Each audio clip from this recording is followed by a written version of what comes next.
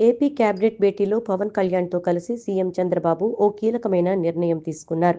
ముఖ్యంగా deputy CM Pawan Kalyan లేవనెత్తిన ఈ డిమాండ్పై చంద్రబాబు మంత్రులకు క్లారిటీ ఇచ్చేశారు. దీంతో ఇకపై అధికారులు పరుగులు పెట్టబోతున్నారు. కేబినెట్లో డిప్యూటీ సీఎం పవన్ డిమాండ్లపై చంద్రబాబు స్పందిస్తున్న తీరు మరోమారు ఏపీలో చర్చనీయాంశమైంది. పవన్ కు చంద్రబాబు ఇస్తున్న ప్రయారిటీ దీంతో మరోసారి వెల్లడైంది. కాకినాడ పోర్టులో పర్యటించిన పవన్ కళ్యాణ్ జరుగుతున్న అక్రమాలు, పోర్టు భద్రత వంటి అంశాలపై ఆందోళన వ్యక్తం చేశారు. అధికారుల తీరుపైన మండిపడ్డారు. చివరికి కాకినాడ పోర్టు విషయంలో సీబీఐతో లేదా సీఐడీతో దర్యాప్తు చేయించే అంశంపై కేబినెట్ భేటీలో నిర్ణయం తీసుకుంటామని ప్రకటించారు. కేబినెట్ భేటీలో పవన్ కళ్యాణ్ ఈ విషయాన్ని లేవనెత్తారు. కాకినాడ పోర్టు ద్వారా జరుగుతున్న వేల టన్నుల బియ్యం అక్రమ రవాణాపై తీసుకోవాల్సిన చర్యలపై సీఎం చంద్రబాబుతో చర్చించారు.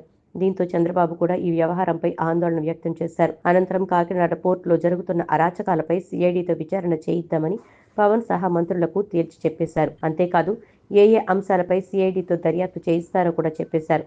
కాకినాడ పోర్టు ద్వారా విదేశాలకు రవాణా అవుతున్న అక్రమ బియ్యం వ్యవహారంతో పాటు వైసీపీ హయాంలో ఈ పోర్టు యాజమాన్యం చేతులు మారడం, బెదిరింపులు, ఆ తర్వాత చోటు చేసుకున్న పరిణామాలు, బియ్యం అక్రమ రవాణా ఇలా పలు అంశాలపై సీఐడీతో విచారణ చేయిద్దామని మంత్రులకు సీఎం చంద్రబాబు తెలిపారు.